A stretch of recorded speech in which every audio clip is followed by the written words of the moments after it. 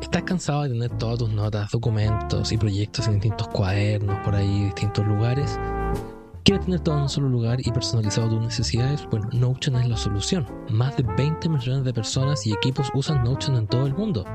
Notion es la herramienta de colaboración intuitiva que te permite soñar, planificar, trabajar y construir de la manera que tú desees. Puedes, por ejemplo, planificar un podcast usando Notion y es la manera más simple de dar forma a tus ideas, procesos y herramientas para avanzar. Con Notion tendrás todo lo que necesitas en un solo lugar. Escribir, planificar y mantener todo organizado nunca fue tan fácil. ¿Quieres empezar a usar Notion hoy mismo? Regístrate y comienza a usar Notion de forma gratuita en Notion.com. Descubre cómo Notion puede ayudarte a avanzar hoy mismo. Apóyanos usando el link en la descripción. Pero también recuerda que Notion es gratis para uso personal para siempre. No esperes más. Empieza a usar Notion hoy. Es tu oportunidad.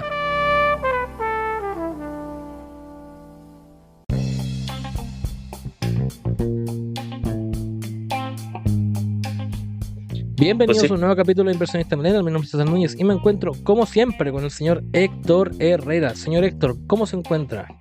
¿Cómo están, César? ¿Cómo están, auditores? Feliz de volver a vernos, súper contento. Estamos partiendo ya la segunda semana de febrero. A partir, estamos a domingo 12 de febrero. Yes. Han pasado varias cosas, pero se han mantenido constantes y las vamos a hablar durante los siguientes minutos. Sí, más que nada vamos a hacer el típico recorrido que hacemos por las noticias del mundo y nos vamos a poner al día. Llevamos 2 semanas con capítulos con invitados, así que probablemente esperen que las próximas 2 semanas sean capítulos de noticias, dependiendo de las noticias. Generalmente hay semanas donde no pasa nada y hay semanas donde pasa de todo y hay que hacer 2 capítulos seguidos, así que ahí los vamos a ir avisando con tiempo. Partimos primero con, probablemente en Chile, la noticia más importante de la semana, pese a todo lo que está pasando un poco más de larga data, de hace más de 2 semanas, que tiene que ver con el tema de la inflación. La inflación sorprende al alza, sorprende con un 0,8% al alza.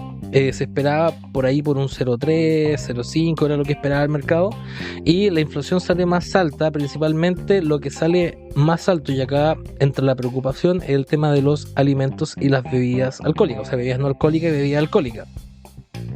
¿Qué es lo que dicen los analistas, economistas, etcétera? Dicen que esto, entre comillas, se veía venir, que con el diario del lunes es un poquito más fácil decirlo, pero mi visión del tema va principalmente enfocado a que la inflación en el fondo se salió más alta por 2 cosas. Uno, por el IVA de los servicios, que sí o sí se le traspasa de cierta forma a ciertos productos, ciertos servicios, y también por un tema de que los precios en el fondo no tienden a mostrar una baja inmediata.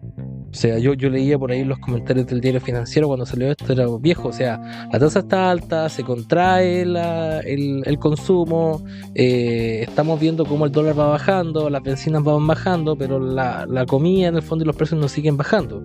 Y es por un tema de que los precios no son transitorios. Acá hay una teoría macroeconómica que quizá Héctor podría abrir un poco más el tema, Héctor, que sabe un poquito más de macro que yo, es el tema de los sticky prices, que los precios en el fondo son un poquito más, como dice la palabra, pegajosos, y no se mueven de forma instantánea como uno esperaría que se moviesen. No sé, Héctor, ¿cómo ves tú el tema de la inflación? Sí, ¿Cómo ves yo estoy de acuerdo. Hiciste un muy buen resumen de lo que ha pasado. En general, la encuesta de analistas financieros, los operadores financieros, que son los que transan los papeles o los instrumentos financieros como de mayor rotación, ya sea el dólar, que son monedas, ya sean depósitos a plazos también, los que son también los bonos del Banco Central, todos estos papeles que se van moviendo y que son súper rápidos, ellos estiman y hacen una encuesta, y esa es la encuesta de operadores financieros. ¿Y por qué la hacen ellos? ¿Por qué es tan importante? Porque ellos ven los valores o ven el equilibrio de precios que vamos viendo. Ahora, si es que aparecieron más de este 0,3 o 0,5 extra, que los analistas esperaron 0,5, pero fue 0,8 para febrero, me preocupa un poco porque como que no se está bien viendo los precios. Sabemos que para los operadores financieros siempre esto es dinero, entonces ellos estuvieron estimando la baja y estuvieron perdiendo precio. Pero acá, más allá de eso y verlo por ese lado del trading, me parece súper bien como el resumen de esto, que en definitiva hay una indexación de precios ya por el IVA a los servicios, todos están subiendo sus precios. Esto atacó más a las pymes, atacó más a la gente en general más pobre, entonces vamos a tener que estar subiendo los precios. Y como tú también dijiste, una subida de precios se demora, no es directa de un mes a otro, aparte hay que hablar también que todos estos índices salen con rezago de un mes anterior, entonces no siempre son muy buenos tomando toda la capacidad del dato. Y al mismo tiempo también tenemos cosas como la apreciación del peso que nos ayuda, la caída de los combustibles y hay un elevado nivel de inventario. Entonces al final igual tení todo esto, lo del peso, los combustibles y elevado nivel de inventario, una caída de inflación. Con respecto a eso también, se está esperando que la tasa siga bajando, pero hoy día ya hay analistas que están diciendo que esto va a pasar para el segundo semestre o para finales del primero. Entonces, ¿la baja el Banco Central?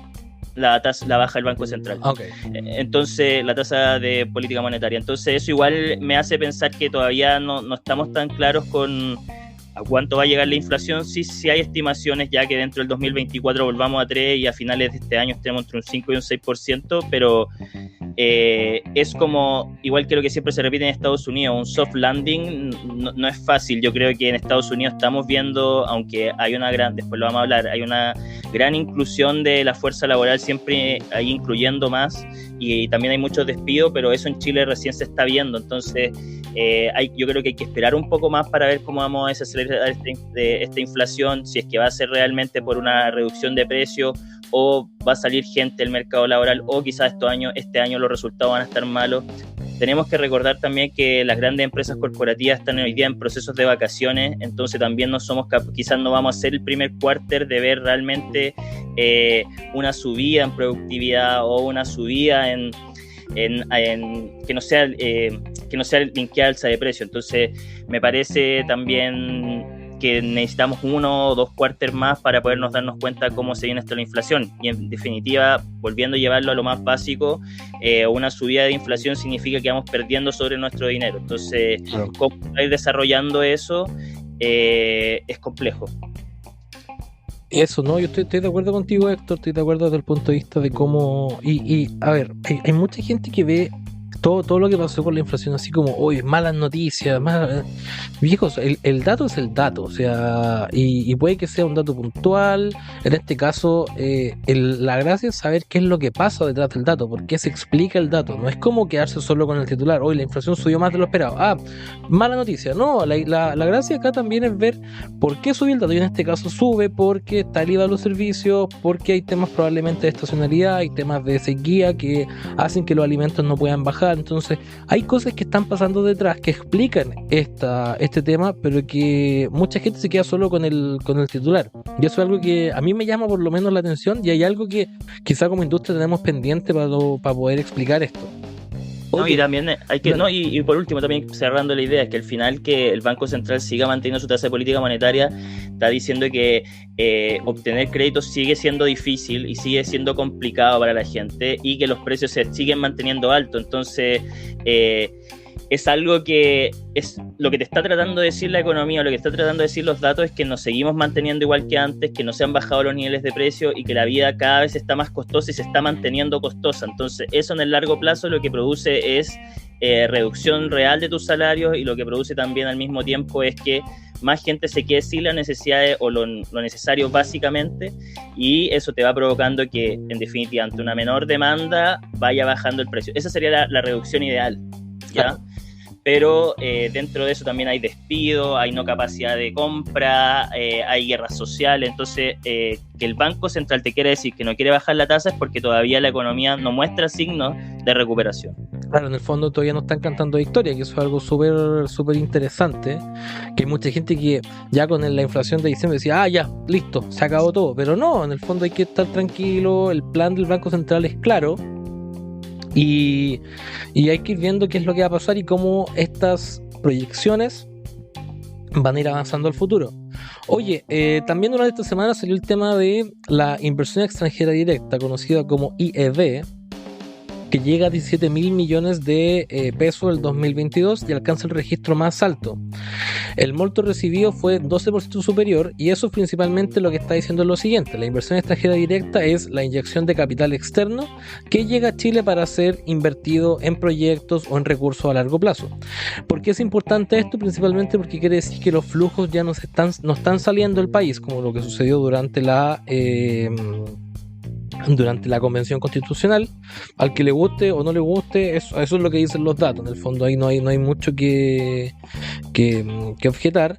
Pero dentro de esto, lo interesante es que ya hay voluntad de los inversionistas para mantener posiciones en el país, aumentar las operaciones que hay, y en el fondo decir que la economía chilena en el fondo está volviendo a recuperar esa confianza que le dio a los inversionistas externos durante más de 30 años, probablemente desde que se recuperó la democracia. No sé cómo lo ves tú, el tema de la inversión extranjera directa. Yo lo veo bueno. La importancia que trae esto.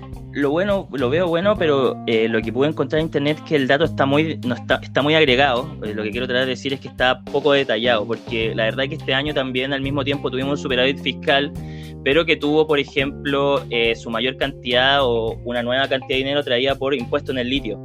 ¿Ya? Y yo dentro de esta búsqueda me puse a mirar quiénes son los mayores inversionistas dentro de Chile. Y si nombramos el primero es Canadá, luego viene Estados Unidos, luego Holanda, Inglaterra y España.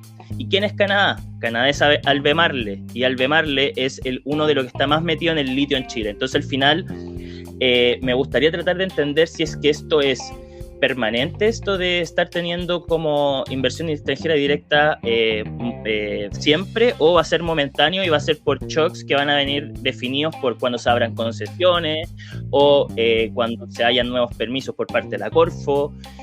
Entonces me gusta el dato, me parece bien, pero no lo veo permanente en el tiempo. Entonces me gustaría tratar también de entender y desagregarlo. Sí me llamó la atención que el primero fue en capital. Eso significa que hay proyectos, que la gente va a seguir empleándose, y eso nos ayuda a todas las regiones.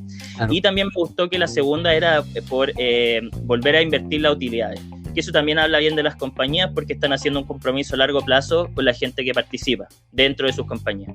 Ahora sí, y lo que me gusta, bueno, y eso lo debe saber el ministerio, que tienen que clasificar bien de dónde vienen esta inversión extranjera directa y cómo capitalizarla hacia el futuro en pos de construir mejores y buenos empleos, y al mismo tiempo que la inyección se siga manteniendo, no sé si a través de desarrollo de industria, si a través de acciones o meterla en el mercado de capitales. Son cosas como que me hubiera gustado más ver desagregada en el dato, pero me parece, concluyendo, que está bien. Yo creo que siempre es bueno saber que te está ingresando más plata a través de inversiones, porque estamos volviendo con los niveles de confianza que necesitamos. Chile está haciendo hoy día un muy buen, hoy día se está valiendo mucho por todo lo que tiene que ver con la energía sostenible en el futuro, entonces van a seguir viniendo inversiones por ese lado, y yo creo que es minería también, litio, hidrógeno verde, que va a venir en el futuro. Y bueno, también Chile es un muy buen país también de nuevas tecnologías, donde está Amazon, se están uniendo hoy día y todos para manejar el panorama latinoamericano. Entonces me parece bien. Me gustaría nomás que, si alguien nos está escuchando de ahí del gobierno, que se sigan manteniendo estas políticas y que se haga hincapié en la gente, como sabemos ahora. Por ejemplo, a mí me pasaba cuando yo trabajaba en Investment Banking, que decíamos de quién son las autopistas. Hay una pura autopista que, si mal lo recuerdo, es AVO, o no me acuerdo cuál, que es chilena, pero las demás son todas concesiones extranjeras. Entonces es muy importante mantener la concentración de inversiones en Chile por parte de extranjeros, porque sabemos que sin la inversión extranjera Chile por sí solo no va a crecer. Claro. Oye, ahí yo me sumo quizá al comentario que vimos anteriormente con el tema de la inflación, que tiene que ver con esto de no quedarse con el titular. O sea, el titular dice: hoy la inversión extranjera directa subió tanto, y como tú nos comentabas ahora, en el fondo el dato no viene tan desagregado, hay cosas que hay como letra chica que viene detrás de ese dato, y eso igual es interesante, y hay cosas que de repente no quedan tan bien explicadas, no quedan tan bien tan claras para el auditor normal. Entonces eso igual es interesante desde ese punto de vista. Oye, pasemos a otro tema. Durante la última semana hemos visto incendios forestales grandes en el sur del país, especialmente en la séptima, octava región de la Araucanía, región de los ríos también. Y una de las cosas que llama la atención acá es que el 80% de la tierra cultivable de trigo ha sido afectada por este incendio. Actualmente el costo fiscal para la agricultura supera los 280 millones de dólares y el gobierno está buscando un plan de alivio que incluye subsidios hasta excepciones tributarias en zonas damnificadas. ¿Qué significa esto? Principalmente el hecho de que tengas el 80% menos de los cultivos quiere decir que no vas a producir tanto trigo como tú esperabas.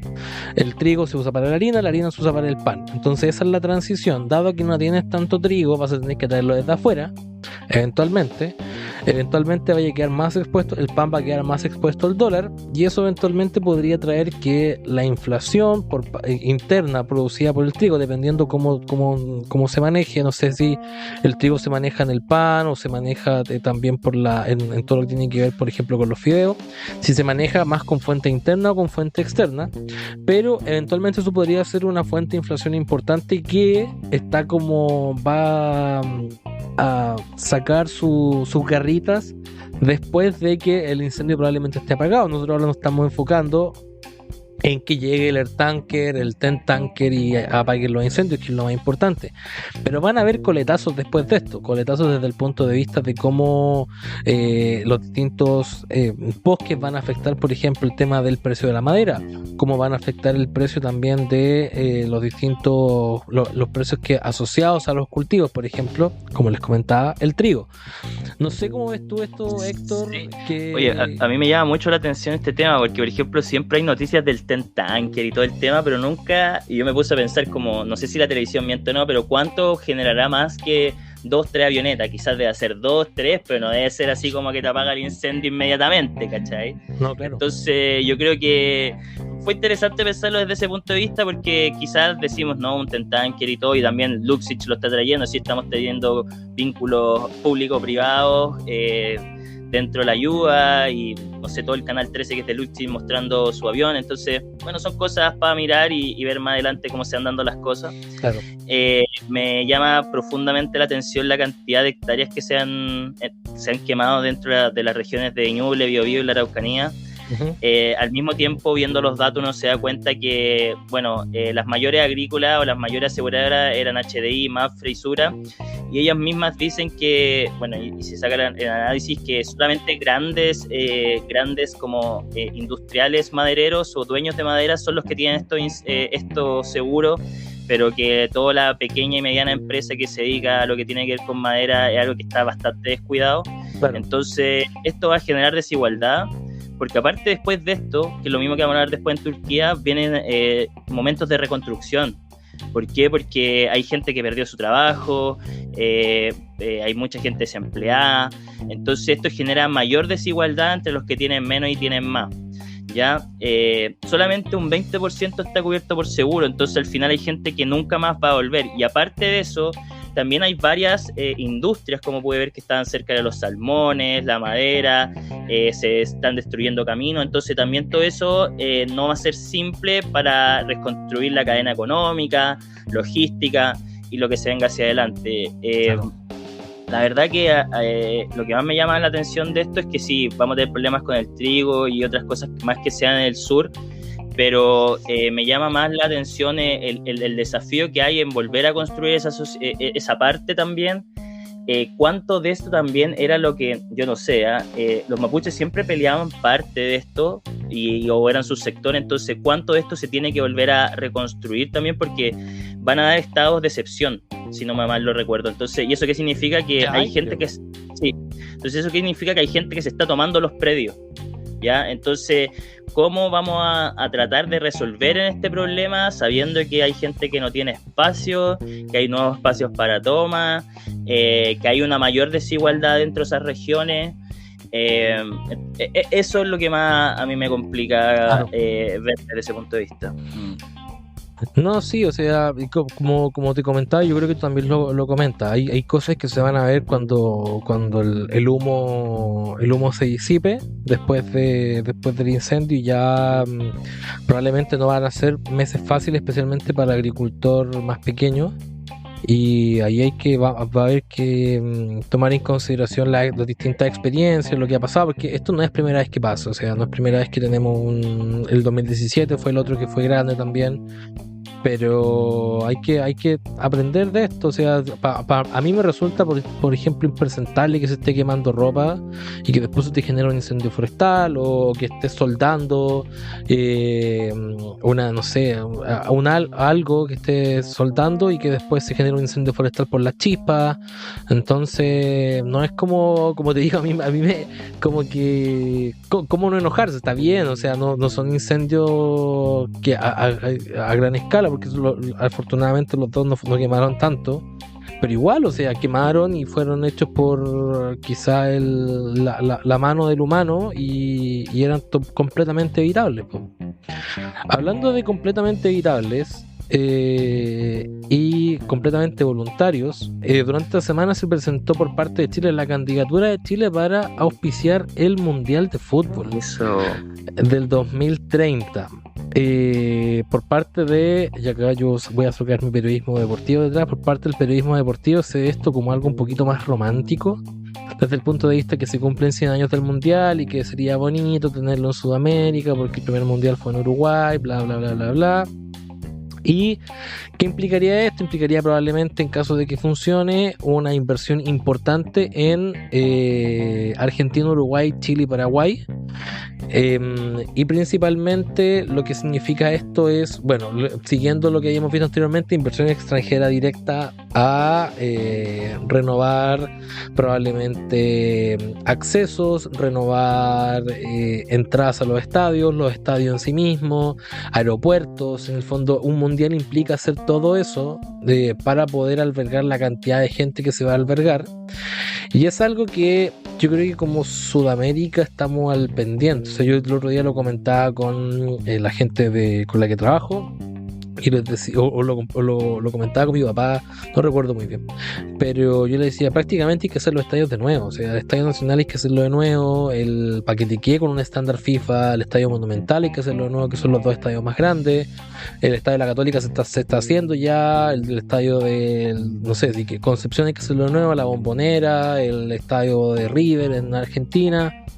Y el que te compite es España y Portugal, que tienen todos los estadios ya armados. O sea, ellos podrían albergar un mundial mañana y no tendrían ningún problema. Entonces yo le decía a mi papá, ¿qué incentivo tiene la FIFA para decir, oye, ¿sabes que vamos a meter, no sé, 15 billones de dólares en Sudamérica para poder hacer un mundial, cuando lo podemos hacer mañana en España y en Portugal? Le metemos una inversión para que se vean los estadios más bonitos, se renueven y listo, se acabó. O sea, no hay tanta diferencia desde el punto de vista de cómo organizar un mundial. No sé cómo. Y aparte ahora también el 2026 vamos a encontrar un mundial que va a estar México, Canadá, Estados Unidos, entonces va a ser. También están listos.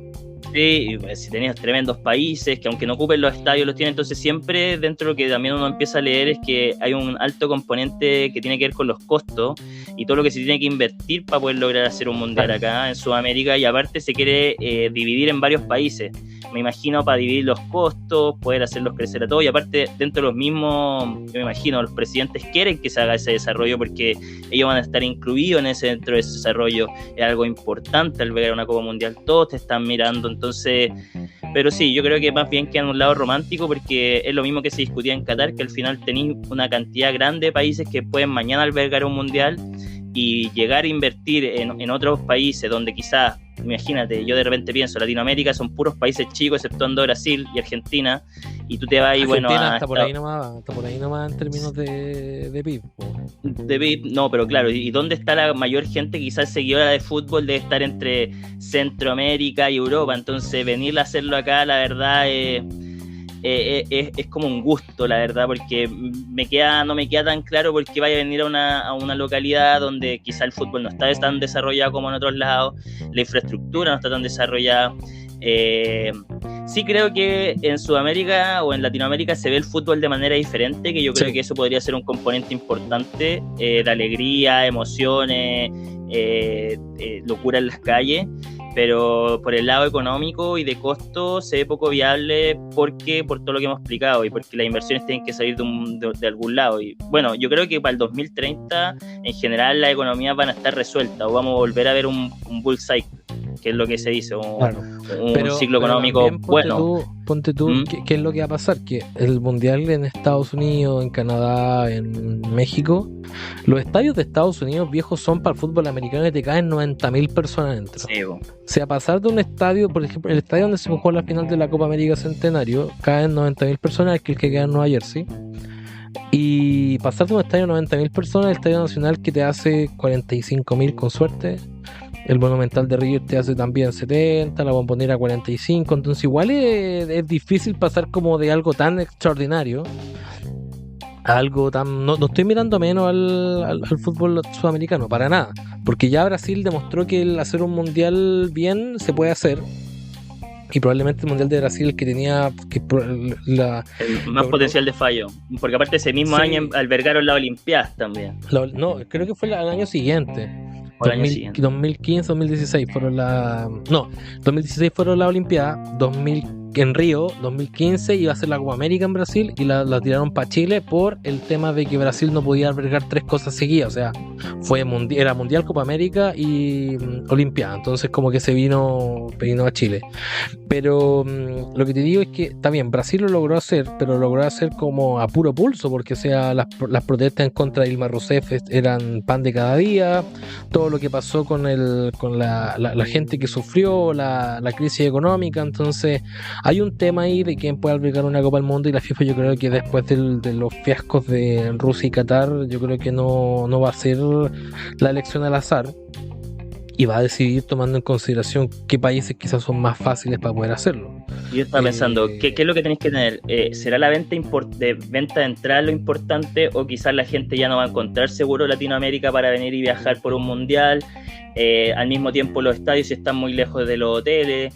¿Se podrá hacer villas olímpicas como en aquellos tiempos para poder albergar a todas las federaciones? Según lo que yo tengo entendido es un todo. Tiene que existir como yo vi varios documentales sobre el tema de Qatar. Tiene que existir una infraestructura que te permita, infraestructura hotelera, que yo creo que Santiago lo tiene bien, Buenos Aires también, yo creo, y tiene que haber como acceso expeditos hacia los aeropuertos, que eso en Santiago existe a veces, en Buenos Aires también a veces, porque Seiza igual queda como a la misma distancia que queda Pudahuel del centro o de los estadios, entonces como que eso igual te complica un poquito las cosas, pero siendo bien catastrófico, si hubiera una guerra mundial, hay mucho que hacer aquí en Sudamérica, porque nunca va a llegar para acá, entonces lo podéis sacar de Europa. Eso sí, es decir, metiendo como factores externos no controlables suena muy, muy bien acá, pero si es que estaba todo bien, Ceteris Paribus, todos nos cagamos de la risa, Ceteris Paribus llega un nuevo ciclo alcista en 2030, veo muy difícil que por el ingreso y por el desarrollo futbolístico se haga acá. Claro, pero bueno, eso es algo que hay que ver con el tiempo. Oye, cerramos Chile con el tema inmobiliario. Tenemos acá que las solicitudes para aprobaciones de crédito hipotecario siguen a la baja. Principalmente hemos visto restricciones en temas de, bueno, las tasas están muy altas, a la gente no le quieren prestar plata. También está el tema de que los bancos no quieren tomar tanto riesgo con la gente, las casas están muy altas por el tema del UEF, entonces probablemente vamos a seguir viendo cómo las restricciones para los créditos hipotecarios van a seguir cayendo durante especialmente el primer semestre del 2022, y ya conforme las tasas vayan bajando es probable que sigamos viendo cómo esto va a ir mejorando un poco más adelante. Esto también tiene que ir de la mano con eventualmente un ciclo desinflacionario, que es la frase de la semana en Estados Unidos, pero yo veo que el tema de los créditos hipotecarios se va a ver bien complejo, especialmente hasta probablemente el cuarto trimestre del 2023. No sé cómo lo ves tú, y con esto cerramos Chile, señor Héctor. Sí, no, me parece súper interesante para sacar que en general el cuarto trimestre del 2022 un 51% de las solicitudes fueron rechazadas, un 22% aprobadas y un 27% con modificaciones. La verdad que el alza de tasas ha hecho que la comunidad o la sociedad esté pidiendo menos tasas. ¿Por qué? Porque están cobrando muy alto y al mismo tiempo la facilidad de crédito no existe. Si vamos mucho más en el dato, las mujeres pueden pedir menos que los hombres. ¿Por qué? Porque las mujeres ganan menos, entonces también tenéis cosas de desigualdad. Solo medirlo por temas de capacidad de ahorro. Nada, es un tema complicado porque también de repente me pongo a pensar que países como estos viven en torno a la construcción y lo que genera productividad eso, y que tengáis gente empleada. Entonces, al final, esto también te está diciendo que va a haber una menor productividad del futuro y que también que hay presiones para que el Banco Central baje la tasa. Entonces, van jugando varias cosas entre medio.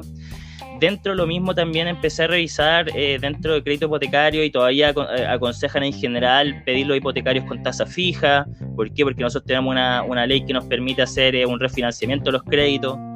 El tema también de que quizá habría que esperarse, o hay gente también que hoy día ya no tiene los pies, entonces hay que volverse a enfrentar a otros monstruos también, de que si no tiene un banco, irte a una aseguradora, pero va a tener que pagar más. Otros temas que han aparecido también durante el último tiempo es que siempre uno como pensada de inversionista, un pensamiento inversionista, uno tendría que seguir arrendando y ojalá que lo que te quede efectivo, seguir invirtiéndolo, sobre todo porque hoy día estamos en tiempos donde los activos están bajos y podrían seguir bajando, entonces que también hay que tener estómago y recordar que todo esto es un ciclo. Y por último también recordar de que yo creo que es algo súper importante, que en general lo que ha dicho la historia es que los bienes inmuebles o los bienes habitacionales nunca bajan de precio, entonces hoy día también nos podríamos estar encontrando con un lugar donde, una OF grande, las tasas grandes, pero sí poder tirar un crédito a 30 años y que te dé todavía para pagarlo con el arriendo, ¿ya? Entonces refinanciarlo más adelante y poder pagarlo con el arriendo. Entonces sí parece complicado, están las restricciones más caras, no se está prestando tanta plata, pero yo creo que en la búsqueda de un edificio, también tenía la aseguradora, tenéis que ver si es que podéis sacar por varios lados el dinero, y también recordar que es una inversión de muy largo plazo. Entonces, si es que este tipo de activo no es para ti en este minuto, no es lo mejor tomarlo, porque estaréis tomando una decisión de largo plazo que te va a llevar tasas altas, gastos altos, y que también al mismo tiempo no lo voy a poder manejar. Yo creo que activos como estos hay que tomarse el tiempo. Si hoy día el mercado está más restringido es porque realmente a ti no te está alcanzando por restricciones de liquidez, y quizás siga siendo un buen momento para seguir arrendando, por mucho de que los arriendos estén más caros, y buscar otro momento para entrar a la compra. Sí, yo estoy de acuerdo contigo. Oye, nos vamos a Estados Unidos. Estados Unidos, no hemos comentado esto durante las últimas 2 semanas. Hubo reunión de política de la Reserva Federal el 1 de febrero, o por los primeros días de febrero. La Fed subió la tasa, sigue el plan que tenía pendiente, o sea, nada ha cambiado. Es decir, la inflación, vamos a seguir subiendo la tasa hasta que la inflación se controle. Y durante esta semana salió el presidente de la Reserva Federal, Jerome Powell, diciendo que la economía estadounidense está entrando en un ciclo desinflacionario, es decir, que probablemente los precios van a empezar a bajar, pero que eso todavía no se ve tan cerca, todavía como que no se puede cantar victoria. Y junto con eso también dice que eso va a significar también varias alzas de tasas que van a ser sucesivas. ¿Qué tan agresivo va a ser en la subida, en la alza de tasa? Dijo que iba a depender de cómo la información y los datos se fuesen dando, pero por lo menos él veía que eventualmente iba a haber una corrección de los distintos factores que conforman la canasta del IPC en Estados Unidos. ¿Cómo lo ves tú? Sí, yo lo encuentro que en general, pasaron de los 0,75 al 0,50, hoy día teniendo una inflación 0,25 después, que son las alzas de tasa. Entonces yo de mayor a menor, hoy día estamos en un rango de tasa entre 4,5 y 4,75, que es el mayor desde octubre del 2007. Entonces hay varias cosas que me llaman la atención dentro de esta subida, porque igual una subida de tasa, es que todavía hay muchos analistas que están prediciendo todavía un default ya, y que creo que eso es no menor, porque lo que está tratando de decir es que Estados Unidos puede llegar a no pagar sus deudas, que ahora como que se está analizando esa posibilidad, porque también se está conversando un tema nuevo que vamos a empezar a escuchar, que se llama el debt ceiling, y eso, el techo de la deuda, y es algo que se habla todos los años en Estados Unidos y se conversa. ¿Por qué? Porque el Congreso tiene que aprobar el nuevo presupuesto y tiene que aprobar que se siga pudiendo emitir dinero y que pueda aumentar el techo de la deuda. Y todos los años pasa lo mismo y algo que asusta a los mercados, y ahí es donde viene también la teoría de hasta cuándo vamos a poder llegar a seguir generando deuda para ir matando presiones antiguas, sabiendo que una vez que como que empezaron a calcular todo esto y con toda la nueva emisión de bonos, Estados Unidos debe trillones cada vez que tiene que pagar todos estos intereses por los bonos que genera. Entonces es algo que, bueno, me preocupa porque al mismo tiempo es que hay mucha historia detrás de estas cosas. Janet Yellen dice que es imposible que no podamos bajar la inflación dado que tenemos un mercado de laboral súper estable. Entonces, en definitiva, lo que yo estaba pensando era que ella está tratando de que esto sea lo más suave posible. En definitiva, te viene entrando gente que quiere trabajar, que no va a poder gastar tanto, y esto te lo van a seguir bajando. Entonces, eso es lo que está pensando Janet Yellen. Ahora, lo que dicen algunos economistas es que va a seguir subiendo las tasas, que se van a seguir desinflando los precios de los activos, y que también eso también va a afectar la salida del país. También lo que hablan de un dólar alto, de un dólar que se aprecia alto, porque también al mismo tiempo hablan de, bueno, Estados Unidos, Rusia, China, Arabia Saudita, todos ellos siempre actúan juntos y tienen cosas, ellos producen petróleo y todo.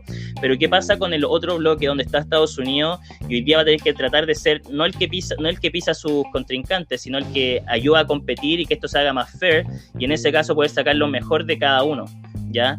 ¿Por qué? Porque si no lo hacemos, definitivamente en algún lado va a tener que quebrar la cadena logística de Estados Unidos, porque definitivamente ya no tiene tan buenos amigos en el otro lado del mundo. Entonces, bien es importante de cómo eso se va a ir activando. También, bueno, después lo vamos a hablar, pero también hay un triángulo del litio y estaba peleando con China en Chile si es que Estados Unidos iba a sacar. Bueno, todo ese tipo de cosas a mí me llaman bastante la atención. Luego decir también que todo esto ha sido provocado por, bueno, el COVID, después vino la guerra, después tener la subida de los precios de los huevos, que era solamente una parte de decirte que, bueno, hay una cadena logística está mala, que también hay otra gripe aviar que no sabíamos, que sí, pues es la que ha estado en las playas. El que está en las playas. Sí. Entonces esa es la que provocó la subida de los precios de los huevos. Se están muriendo luego las gallinas. Sí, entonces, bueno, son varias cosas que nos vamos esperando hacia adelante, los payrolls o la unidad o el aumento de gente que viene que aumenta la capacidad laboral de Estados Unidos, está aumentando. Entonces hay señales de desaceleración ya por los índices y todo, y por el aumento del empleo, que estamos haciendo esto como más soft. Pero por el otro lado también seguimos viendo que, bueno, siempre, bueno, todos los meses están despidiendo gente en Estados Unidos, sobre todo las Big Tech. Los resultados que vamos a conversar después no están siendo lo que se están esperando, entonces también eso te baja las valorizaciones. Estados Unidos, bueno, cada vez, ante cada guerra o cada motivo, los indicadores varían mucho. Entonces, todavía no tenemos una visión clara de lo que es seguir pasando, pero sí lo que podemos decir es que la Fed va, igual que como tú lo dijiste, va a seguir su paso de ir aumentando las tasas, porque ya en el pasado le ha pasado que con una baja de tasas esto se la ha descontrolado. Entonces... Sí. Eso es un punto, y también me llama mucho la atención que la Fed diga que se está bajando el paso que aumenta la inflación, pero también tuvimos el año pasado diciendo que la inflación iba a ser transitoria. Entonces también todo esto es un juego, no sé si es suma cero, pero un juego que está haciendo el gobierno porque sabe los datos que van a venir. Ahora, yo siempre creo que Estados Unidos es un player bien preparado para enfrentarse a todo, pero yo creo que ante la crisis hoy día que está en ese país, es decir, crisis como social, ante una nueva guerra, que vamos a hablar después de eso, que me llama mucho la atención que hoy día todos los países de Europa estén apoyando y que ya Rusia identifique a los otros como también su enemigo, es algo como de lo que hablamos, de todas estas cosas macroeconómicas que son inesperables y que nos podrían cambiar el futuro, y que el stock market no debería importar tanto, bueno, que la inversión extranjera directa de alguna manera, para poder seguir manteniendo bien a los ciudadanos de Estados Unidos. Entonces va a seguir la inflación hacia adelante, van a seguir el aumento de tasas y ver los próximos problemas, como el debt ceiling, y cómo van a salir a pagar todo lo que ahora también tenían en los diferentes programas sociales. Exacto. Y hay que ver cómo va a seguir avanzando todo esto. Como siempre, tanto el Banco Central de Chile como la Fed son data dependientes, es decir, dependiendo cómo los datos van saliendo y cómo la economía va avanzando, ellos van cambiando también su plan de acción. De ahí pasamos del transitorio al no transitorio, al soft landing y ahora al desinflacionario, que es la palabra nueva que está. Oye, esta semana se dio la guerra entre lo que podríamos decir la inteligencia artificial.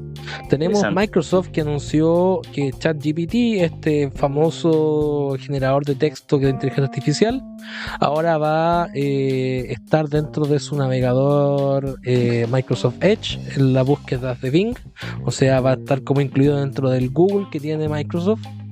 Y Google salió con Google Bard, que es su respuesta a ChatGPT, que trae todo lo que en el fondo viene asociado a esto, que es inteligencia artificial, estos bots que te contestan, que te generan noticias, etcétera, etcétera, o te generan, contenido. Y sucedió lo siguiente: uno, Microsoft, las acciones subieron así muy de forma muy agresiva, por todo lo positivo que significa ChatGPT dentro de la suite de Microsoft, especialmente Microsoft Office, Word, PowerPoint, etcétera, etcétera, etcétera. Y a Google le pasó que subió la prueba de concepto de Google Bard a su página web con el detalle y la presentación, y la respuesta que venía dentro del ejemplo venía mala. Era una respuesta sobre, creo que, cuáles han sido, no sé, los asteroides que pasaron en tal momento, y la respuesta venía mala. Entonces Google cayó un 8% luego de eso durante el primer día. Está bien, uno puede tener un mal día en la oficina, pero cuando muestras algo y no estás seguro de que está correcto, se te producen estos problemas y estas complicaciones. A esto le sumamos todo lo que está pasando en la industria de la tecnología, donde hace un par de días atrás salieron resultados de Amazon, Google y Apple, los tres con resultados que no llegaron a las expectativas del mercado.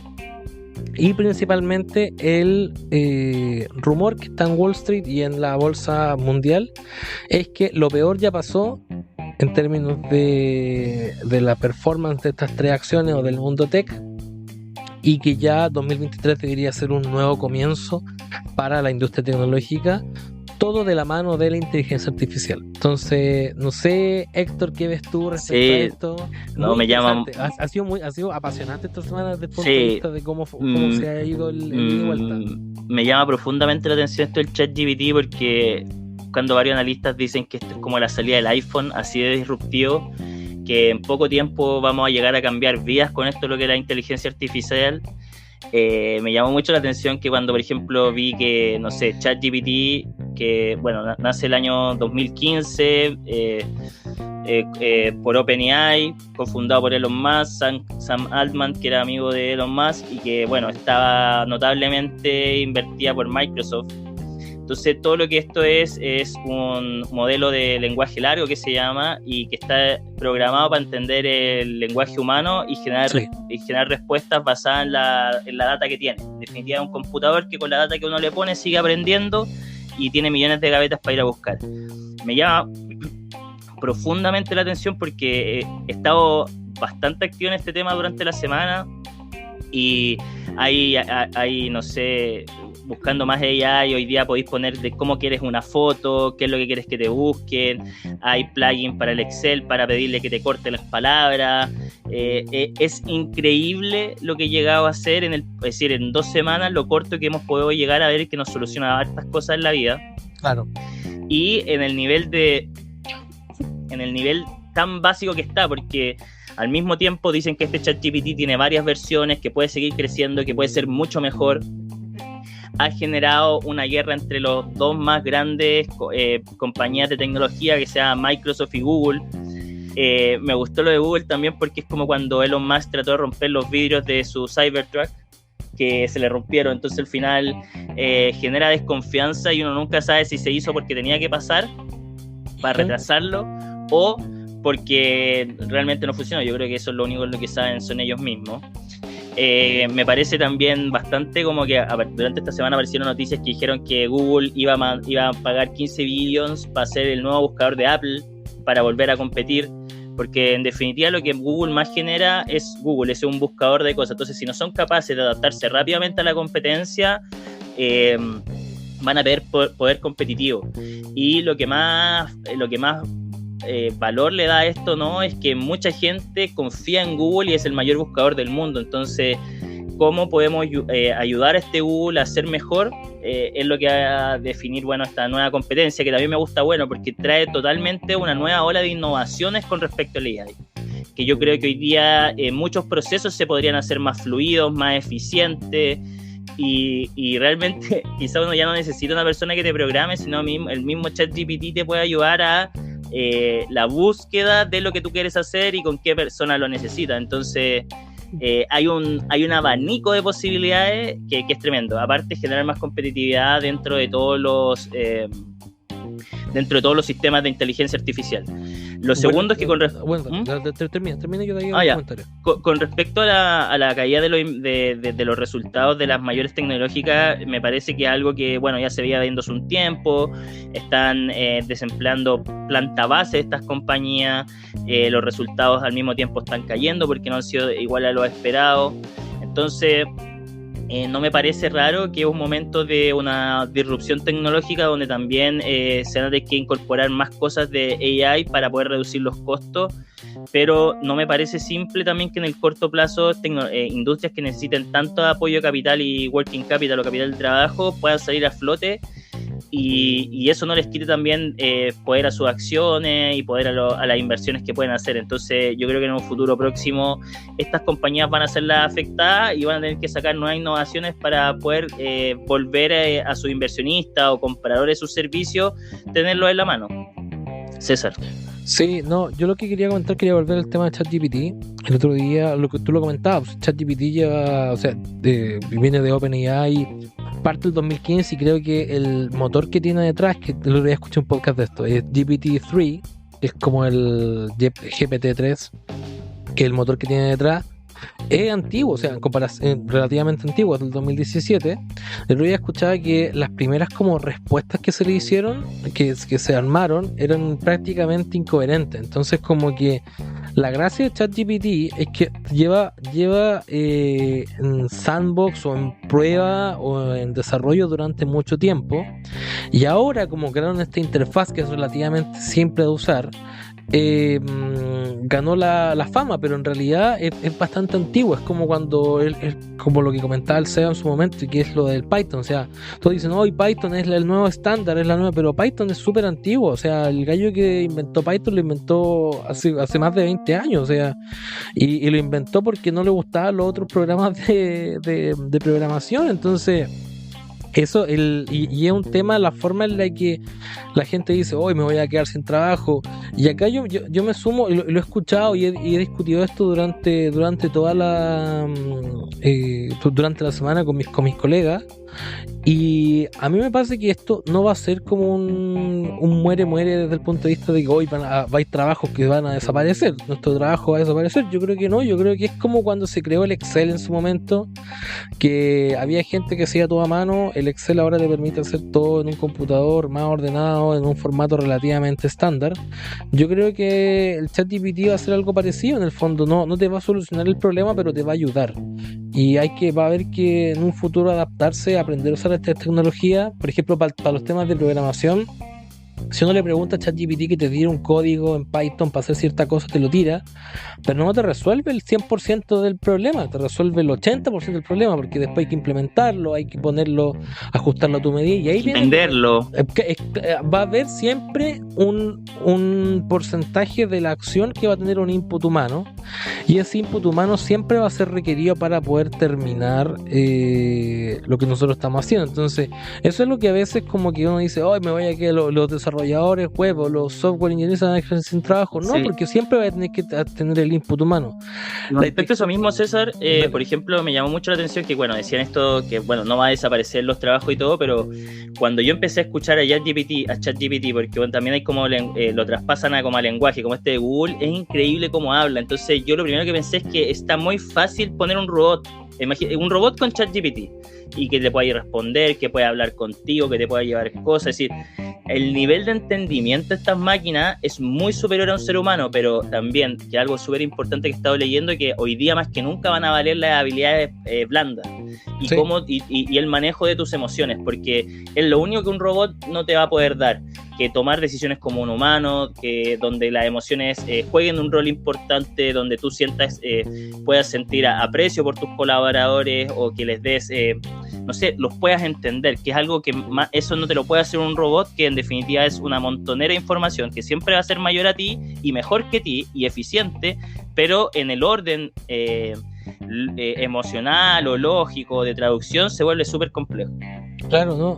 Y espérame, lo último que quería comentar del tema de ChatGPT es el tema de esto de que hoy ahora se habla de que mucha gente está copiando, haciendo los ensayos, trabajos con ChatGPT o con parafraseadores. Yo usé parafraseadores en mi tesis, en mi práctica, traductores, etcétera. Pero no te dejan el texto tan coherente. O sea, ChatGPT te arma un texto coherente dentro de todo lo que tú quieras. Y lo mismo, la misma gente de OpenAI desarrolló una página donde uno sube, por ejemplo, el ensayo, el texto y te dicen si lo generaron ellos. Como que hacen como esta ingeniería inversa para decirte, ¿sabes qué? Esto fue hecho con ChatGPT o esto fue hecho con un humano. Entonces, al mismo tiempo, lo que te digo yo, y vuelvo insisto al mismo punto, no hay que quedarse con lo que te mandan 100%, sino que hay un factor humano que siempre va a ser necesario, especialmente en este tipo de cosas. Ahora hay muchas páginas de desarrollo tu PowerPoint con inteligencia artificial, bla, bla, bla. Pero cuando te lo hacen, uno nunca dice, oye, quedó perfecto, quedó como a mí me gustó que quedara. No, en el fondo siempre hay variaciones o cosas que uno dice o input que la inteligencia artificial no es capaz de tener. O sea, hay información que de repente uno tiene que la inteligencia artificial que no es capaz de decirle o que la inteligencia artificial no es capaz de entender. Pero bueno, esas son cosas que vamos a ir viendo cómo esto va a ir avanzando y resulta interesante esta competencia que se da entre Google, Microsoft. Hoy día la mañana está leyendo que parece que Amazon se quería meter también por ese lado, pero al final como que estas empresas son tan grandes que ya... Por ejemplo, yo estaba viendo como uso de ChatGPT, o bueno, de esta inteligencia artificial que reúne mucho. Tú te podrías echar tantas compañías así como Chile Autos. Bueno, onda, imagínate que tuviera ahí un ChatGPT o alguien que te pudiera recolectar toda la información de todas las páginas de autos. Murieron todas de una, ¿cachai? Entonces, yo creo que va a ser revolucionario al nivel de que se van a crear nuevos servicios y van a ir desapareciendo antiguos solamente porque hoy día es, como dice el CEO y todo, es un Big Data. En definitiva, tenemos una super cabeza, alguien que te puede recolectar y te puede ordenar las cosas tan simple, y aparte hay visualizadores de datos de esta inteligencia artificial. Sí, entonces, eso es lo que más me llama la atención, porque al final tú puedes hacer cualquier cosa que antes se hacía, no sé, en 20 pasos, en uno, y aparte visualizarla. Entonces, realmente es un game changer. Pero al mismo tiempo, es lo mismo que pasó tú con que es lo que yo ya acá estoy de acuerdo, que es un cambio en la forma en la que trabajamos nomás. No es como algo tan revolucionario, algo tan de la industria que de un día para otro vamos a estar trabajando y el lunes vamos a estar en la casa. Yo creo que acá hay que siempre estar, es un desafío todas estas tecnologías que salen para estar siempre actualizándose, para estar siempre a la vanguardia de todo lo que sale, estudiando y siempre ver en qué uno puede aportar, en qué uno puede ayudar en términos de esto y mantenerse vigente. Yo creo que eso es algo que es súper importante. Oye, nos vamos al escenario internacional donde hay cosas que están pasando, donde tuvimos durante esta semana el terremoto en Turquía, donde ya van, hoy día estaba leyendo en la mañana 28.000 personas muertas en Turquía y a mí me llama la atención y no sé si yo creo que quiero hacer un comentario, porque en general la raza humana tiende a no aprender de sus errores. En los 90 o en los 80 o finales de los 80 salía que Turquía tuvo un terremoto muy similar. 36.000, 34.000 muertos, 36.000 muertos, terremotos, se cayó la mitad de las ciudades y han pasado más de 30 años y vuelve a pasar lo mismo. Y tú decís, viejo, ¿y dónde están las construcciones antisísmicas? ¿Dónde está todo lo que ha pasado? Y acá, en Chile, por ejemplo, hay un terremoto, está bien, los terremotos son harto más profundos por la forma en la que están armadas las placas. Recordar que fue un 7.5 el terremoto en Turquía. Pero fue más superficial. Los terremotos que tenemos acá son más profundos, porque se hacen entre la placa de Nazca y la placa, no me acuerdo, la placa sudamericana. ¿Qué tiene que ver si es más profundo o no? Es que si es más profundo, la energía que llega arriba se disipa más rápido. Es como cuando tiráis una pelotita al agua y las ondas que se generan al medio son más potentes, pero ya cuando van saliendo las ondas son más... Sí. Entonces acá pasa lo mismo, pues si la pelotita cae y cae más cerca de la superficie, claramente se mueve todo mucho más fuerte. Pero lo que pasa es que independientemente de eso, uno veía las imágenes y se caían los edificios como si fuesen casas de naipes, o sea, estas casas que uno arma. Y a mí me llama la atención cómo nosotros no aprendemos. Y no necesariamente quiero hablarlo desde el punto de vista de el terremoto, porque, a ver, es todo súper trágico, o sea, ¿para qué van a venir con temas? Pero hay cosas chicas que el humano no aprende, o sea, de repente hay aluviones, o el invierno boliviano, y uno dice, oye, ¿por qué la gente vuelve a construir las casas donde pasa el agua, sabiendo que el agua pasa cuando hay invierno boliviano? O cosas tan simples como, por ejemplo, típico que hay temporales en Santiago, y muestran, no sé, en Huechuraba, que hay una calle que está completamente inundada y tiene que estar el caballero con el triciclo para cruzar a la gente. ¿Cuántos años han pasado y todavía no solucionan el tema de la inundación si saben que esa esquina siempre se inunda? Se inunda, sí.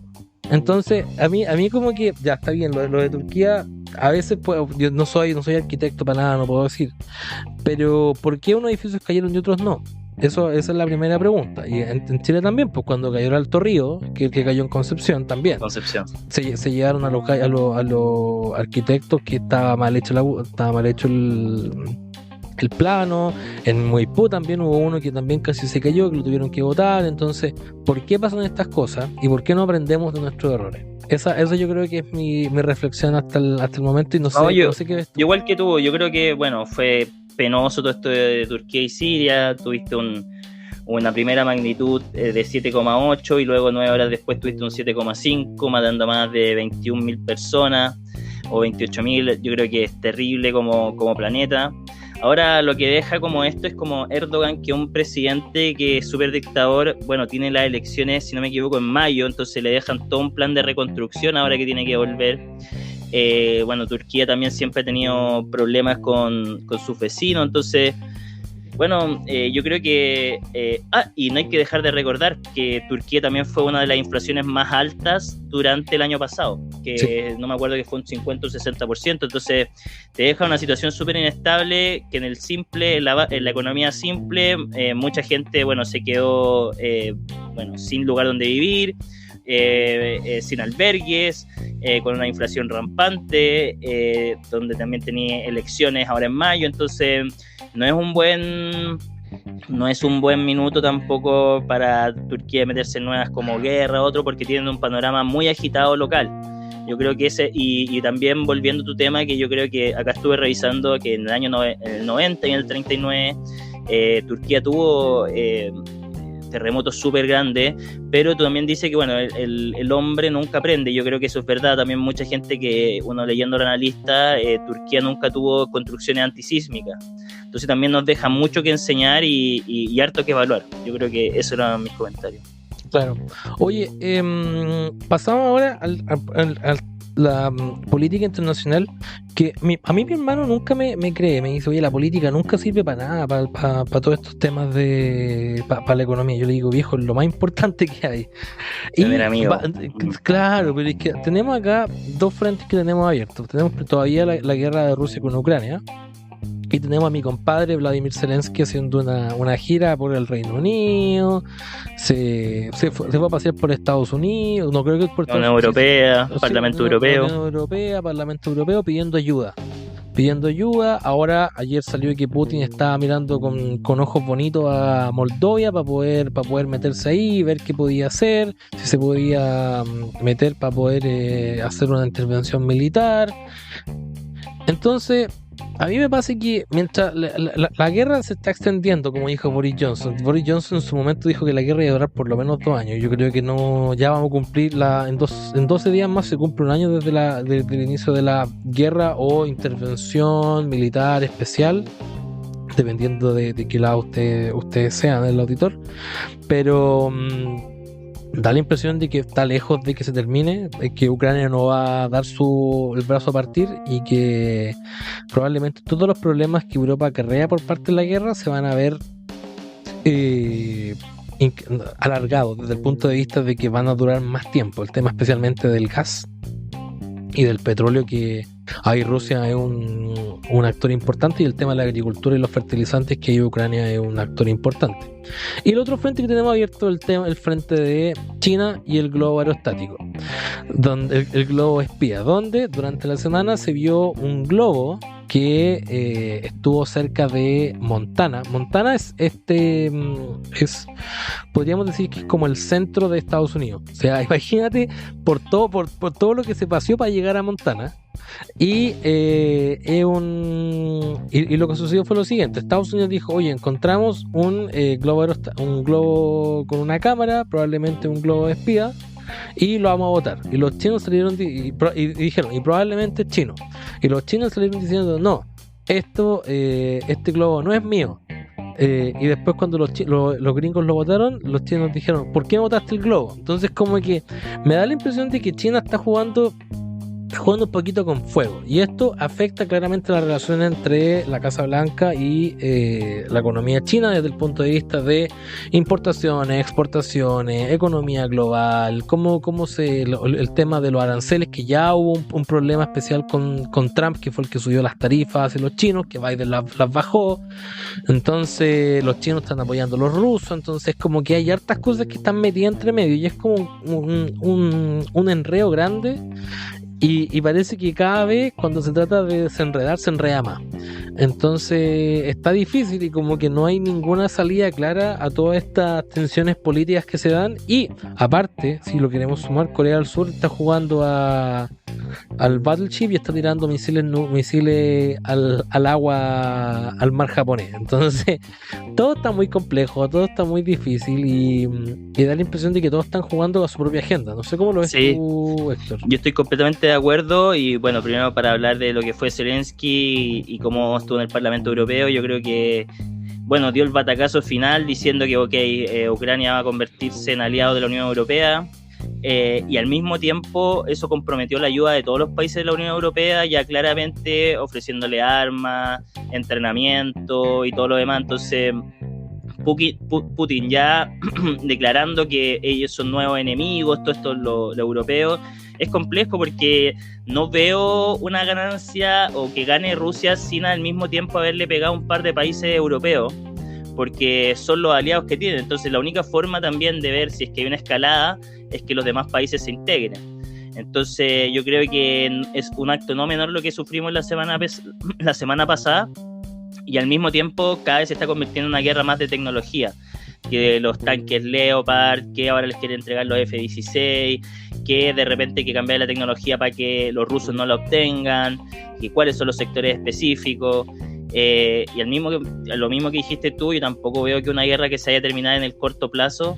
Ninguna de las dos partes quiere ceder, y eso al mismo tiempo también está alterando otro tipo de relaciones, como lo que tú dijiste con China, donde tenemos este globo aerostático gigante, que también bajaron uno en Canadá y dos en Estados Unidos.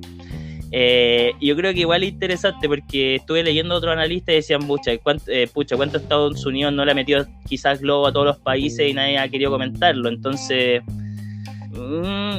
es lo mismo. Al final me parece un poco malo para los tiempos que estamos viviendo hoy día, y porque si es chino algo, lo que estaba buscando era saber dónde tienen que ir, no sé, bombas, lugares o lo que sea, porque ahora hay que ponerse a pensar que no solo estuvo arriba, sino qué tipo de información estuvo recolectando. Entonces, por ese lado, yo creo que se vienen cosas este año, como el tema de tener mejores aliados, de saber quiénes son tus amigos, por qué cadenas logísticas va a aparecer. Europa se está alejando cada vez más desde Rusia y Arabia Saudita, y están acostumbrados a que ya le estén subiendo los precios de los combustibles. Claro. Estados Unidos está dándole o está desembarcando todo el petróleo que tiene ahora en Europa para poder seguir bajando los precios y la seguridad competitiva. Estados Unidos al mismo tiempo no está haciendo nada diferente con sus aliados, entonces, y eso también va a tener que ser una política futuro, porque si es que ya sé que generaron bloques de nuevo, vamos a tener que mantenerlo en el largo plazo, y quizás Estados Unidos va a ser el líder, pero también al mismo tiempo va a tener que dar garantías, porque nos hemos dado cuenta que un strong dollar, o que un dólar más fuerte al mismo tiempo en Estados Unidos, significa menores condiciones para todos los países que se mueven por esa moneda. Entonces hay varias cosas que se van a ir desarrollando este tiempo. En China tenemos todavía el tema de que quieren seguir creciendo, tenemos un COVID, el tema de Evergrande que todavía no se soluciona, sabiendo que gran parte de esa economía depende también de los inversionistas extranjeros.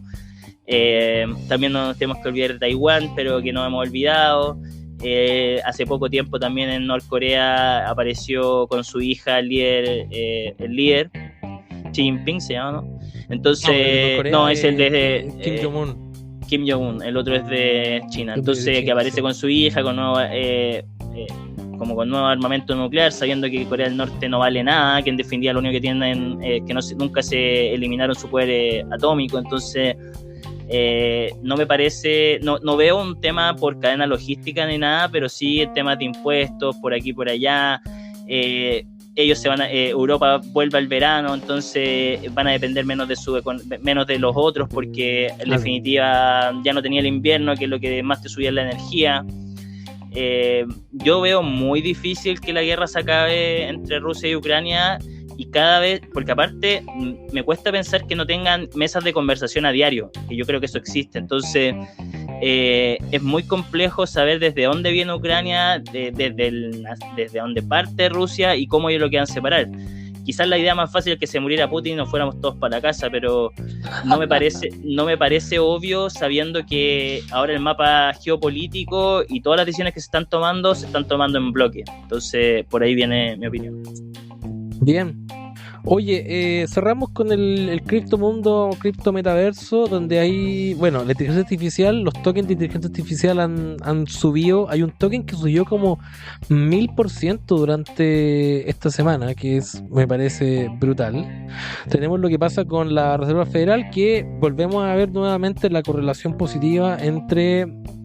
o sea, que se mueve igual, a eso me refiero, entre los índices estadounidenses y las criptomonedas, entendiendo las criptomonedas como un sector más especulativo dentro de lo que sería invertir. Tenemos lo que está pasando con Binance, que congela las transferencias de los dólares, diciendo que ya no se va a poder sacar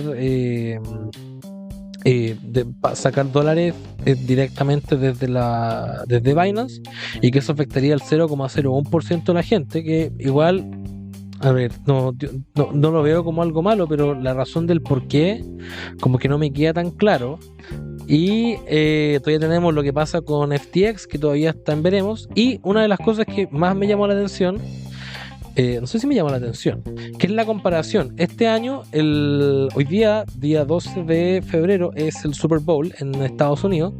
El año pasado, gran parte de las empresas de criptomonedas financió comerciales para el Super Bowl. Sí. Gran parte de las empresas.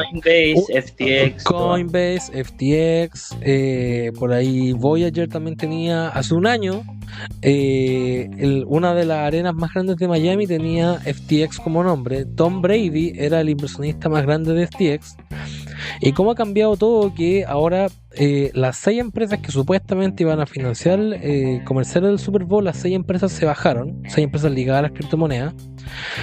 Bitcoin está a ¿cuánto? 2/3 abajo, vale 1/3 de lo que valía en noviembre del año pasado. En noviembre del 2021, perdón. Y estamos cada vez más estamos en pleno mercado del invierno o cripto invierno, bear market, y estamos con un juicio del exchange más grande, el segundo exchange más grande del mundo, y el primero cuestionado por la forma en la que ha hecho negocio. Entonces ha estado complejo el tema, y llama la atención cómo ha cambiado el criptomundo en el último año. No sé cómo ves tú, Héctor, lo que pasó con el criptomundo, y con esto cerramos el capítulo. Sí, no, me parece bastante interesante. Yo creo que lo que le pasa a Binance con el tema de que no quiere hacer transferencia en dólares, que yo creo que está viendo con un problema de liquidez y de alta volatilidad en el mercado, entonces y que ellos mismos no saben cómo va a venir la economía. Entonces en algún momento tienen miedo que se puedan desfinanciar, se saca la liquidez y vuelvan a hacer un FTX más. Claro. Y eso realmente yo creo que dentro de Binance no solamente está Tailandia, sino hay millones de países, porque mueven un ecosistema completo. Binance, Singapur, hay que recordar que este es el exchange más grande del mundo, y al mismo tiempo el sistema de criptomoneda es como si tenemos debt ceiling o un límite de deuda en Estados Unidos. Me imagino que acá todos los países del mundo, la gente que tiene mucha plata se apalancó con 1 millón de deuda. Entonces hay otro punto de deuda que no es el minuto para dejarlo explotar. Entonces, yo creo que por ahí va. El tema de los tokens y el EI me parece interesante porque es otra, al final una ICO, una Initial Coin Offering, lo que te permite es levantar plata para cualquier proyecto. Entonces, y fácil y descentralizado. En definitiva, que cualquiera lo puede hacer y necesitáis como un exchange o una bolsa de comercio para hacerlo. Entonces, me parece bien que los tokens EI están ganando mayor revuelo, y ahí uno se acuerda de varios que hay también, o más que ya hay también el metaverso y todo eso, y yo lo conjugo, y es que al final esto va a ser una nueva burbuja como todo. Es decir, yo creo que el AI es igual que el iPhone. Cuando Tesla valía nada, Apple valía nada, y todavía los grandes de Microsoft y Google seguían con valorizaciones que hoy día duplican, triplican o cuadriplican. Entonces yo creo que es el momento donde hoy día, y lo he leído y escuchado harto, que hoy día el inversionista está haciendo un poco de trader, está haciendo trader, ¿no? Ya todo es cortoplacista, nadie está pensando a largo plazo, están todos sacando profit. Entonces no me parecería malo que en la siguiente ciclo económico positivo nos encontramos con una burbuja de los AI. Entonces, si alguien cree en esto, que se empieza a meter en este tipo de tokens, son todo este tipo de compañías que hoy día están siendo bien resaltadas por CNBC y todo, que dependen de este AI que va a ser, se supone, la próxima burbuja. Entonces, yo creo que es parte del ecosistema, es parte de una idea nueva que se está generando, y es lo mismo que vaya a pasar cuando el metaverso se haga parte de todos nosotros. Es que vamos a ver estas burbujas, vamos a encontrar subidas de 100, 200%, pero no hay que dejar de recordar que esto podría ser un juego como de los quesitos, o podría ser, que bueno, es que es una estafa piramidal, o que podría ser realmente una solución, porque hay que recordar que retornos anormales no es nunca tú te deberías encontrar tan fácil con retornos anormales, sobre todo si no sigue una estrategia financiera.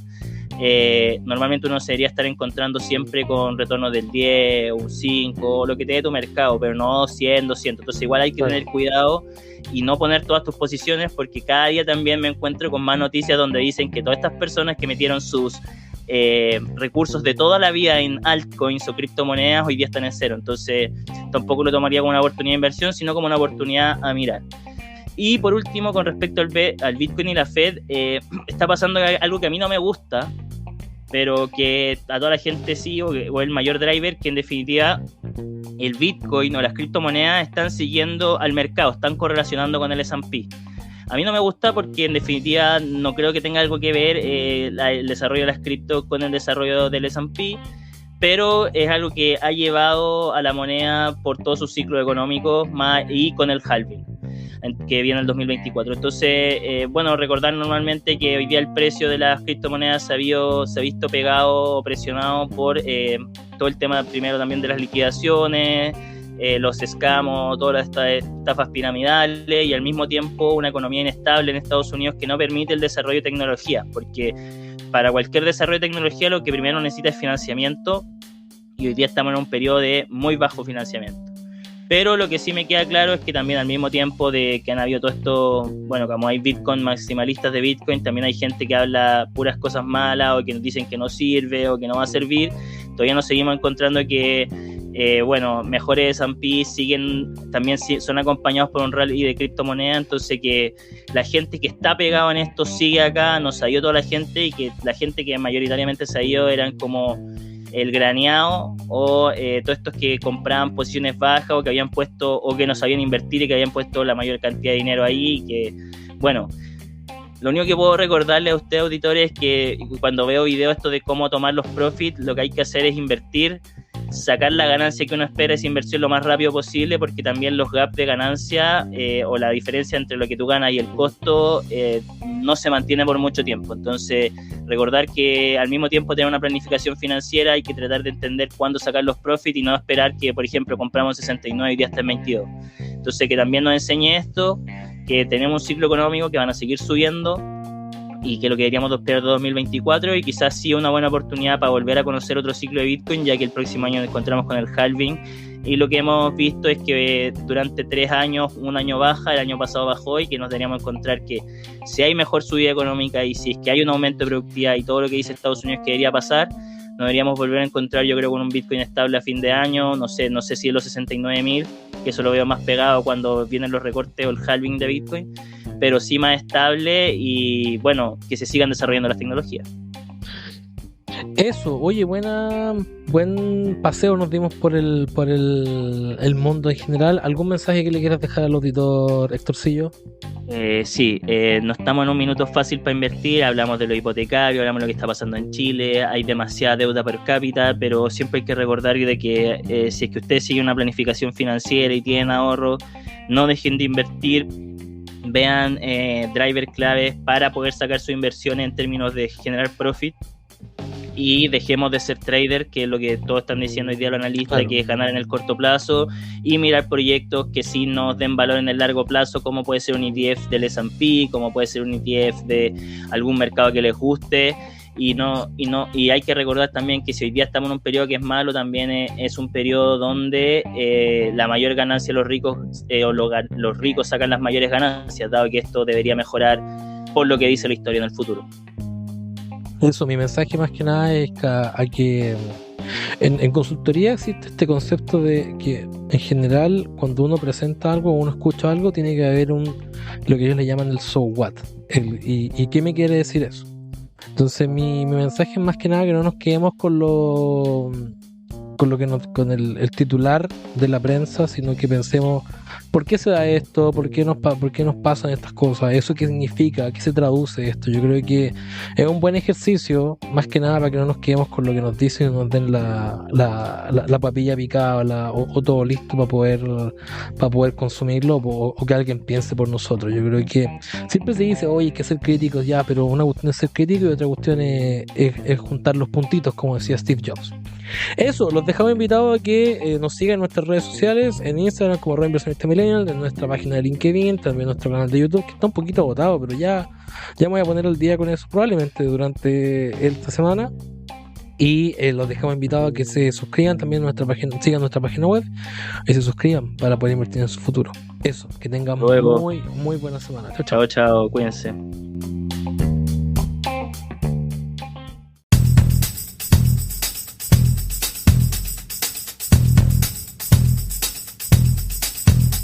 Las opiniones realizadas en este programa no deben ser interpretadas como recomendaciones o asesorías financieras. Estas solamente tienen propósitos educativos. Si quieres estar al tanto de nuevos capítulos, síguenos en Instagram como @inversionistamillennial. ¿Quieres enviarnos alguna consulta? ¿Te gustaría estar invitado a algún capítulo y hablar respecto a ciertos temas? Escríbenos al mail inversionistamillennial@gmail.com y búscanos como Inversionista Millennial en tu plataforma de podcast favorita y suscríbete para más contenido asociado al mercado e inversiones.